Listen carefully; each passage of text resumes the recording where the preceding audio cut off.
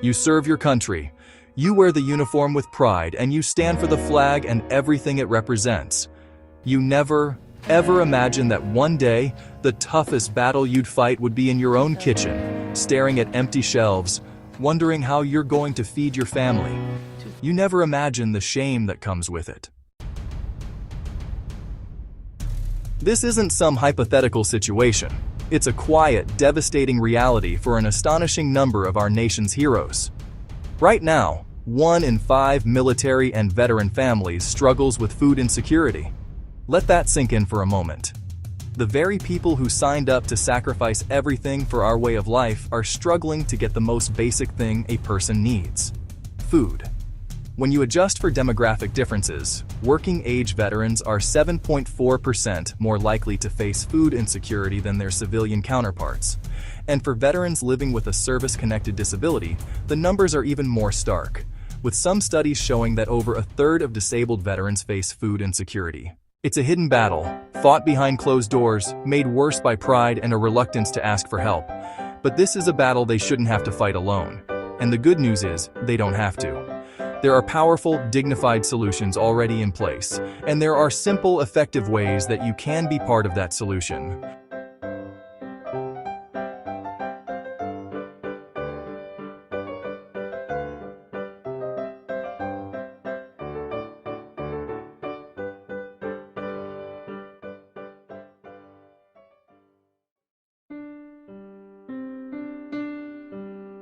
Mark isn't one person, but his story represents thousands of real veterans. He served 2 tours overseas. He was a leader, someone people looked up to, self-reliant. But back home, life is different. The transition was rocky. A layoff, combined with the rising cost of everything and the lingering effects of a service injury, took his family's budget from stable to precarious.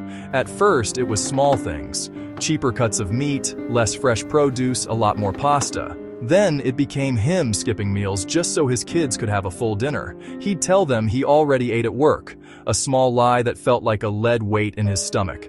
The shame was the heaviest part. In the service, you're the provider, the protector. You're trained to handle any crisis. But how do you handle this one?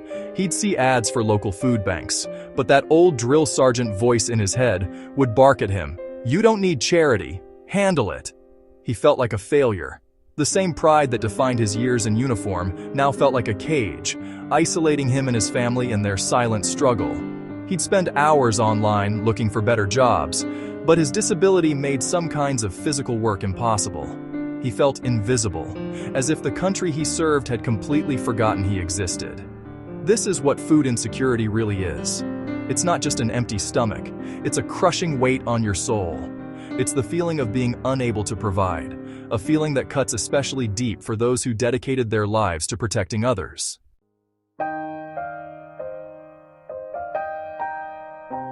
Mark's story isn't a fluke. It's a symptom of a larger, more complex problem. The reasons so many veterans face hunger are complicated. For many, service-related disabilities and mental health challenges like PTSD can seriously increase their risk of hardship. The skills that made them incredible service members don't always translate directly to the civilian job market without some support. Financial instability is a huge driver. Junior enlisted service members often earn modest pay, which makes building savings almost impossible. So when a veteran transitions out, they can face a perfect storm. A spouse might be unemployed, relocation costs are high, and inflation hits a tight budget the hardest. Suddenly, one unexpected bill, a car repair, a medical expense, is all it takes to push a family over the edge.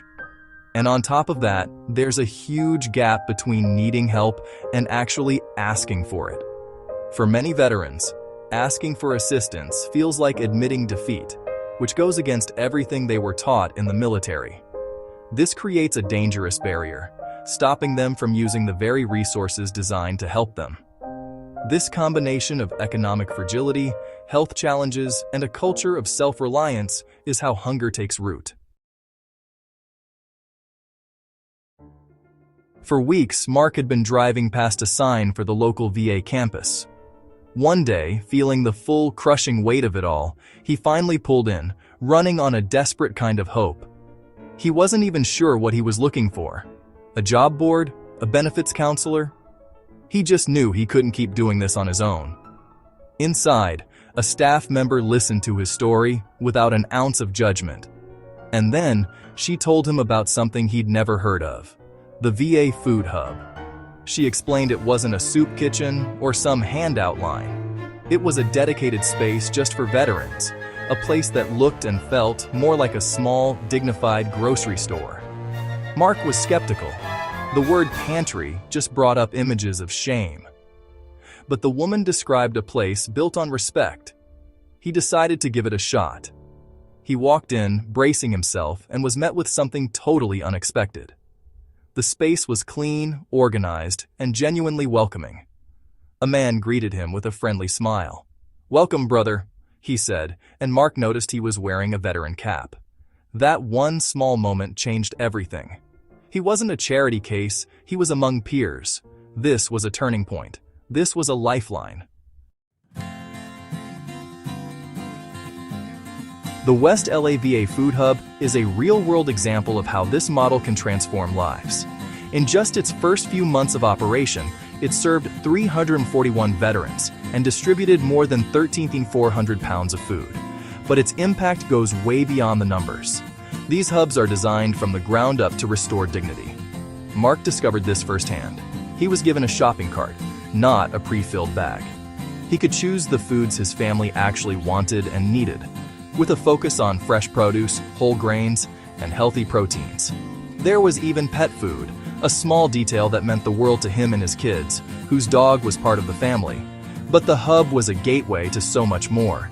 As one veteran described it, it was a safe space. The staff, some of them fellow veterans, didn't just give him food, they connected him with resources. They got him an appointment with a VA dietitian to learn how to manage his diabetes with a healthier diet. They introduced him to a social worker who helped him navigate the application for SNAP benefits, the nation's leading food assistance program. They told him about job training programs. It wasn't a handout. It was a complete system of support designed to create long-term stability.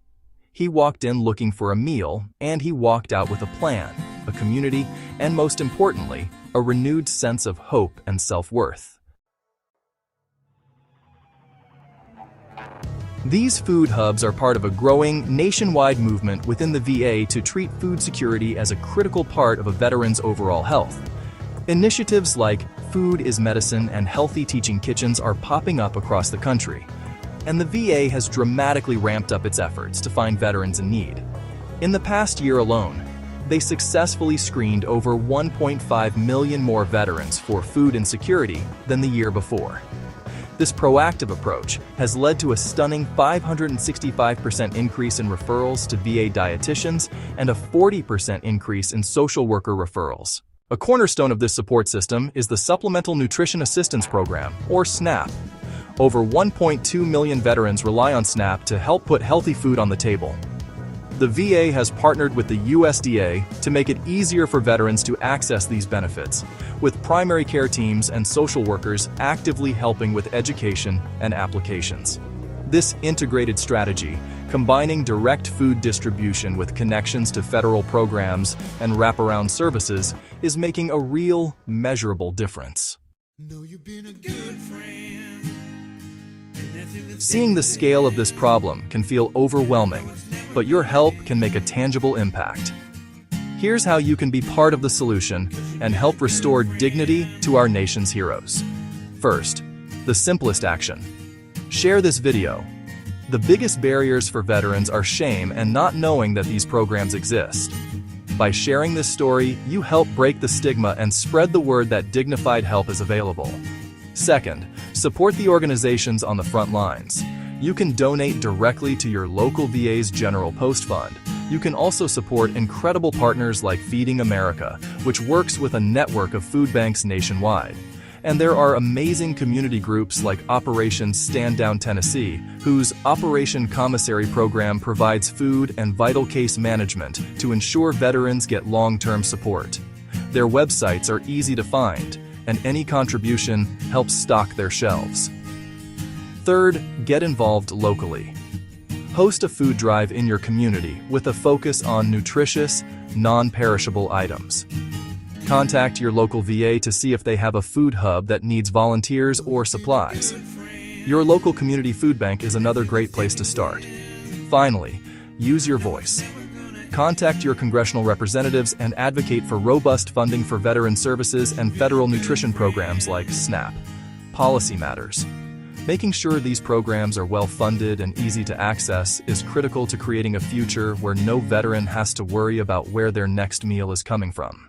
The battle with food insecurity is one no veteran should ever have to fight.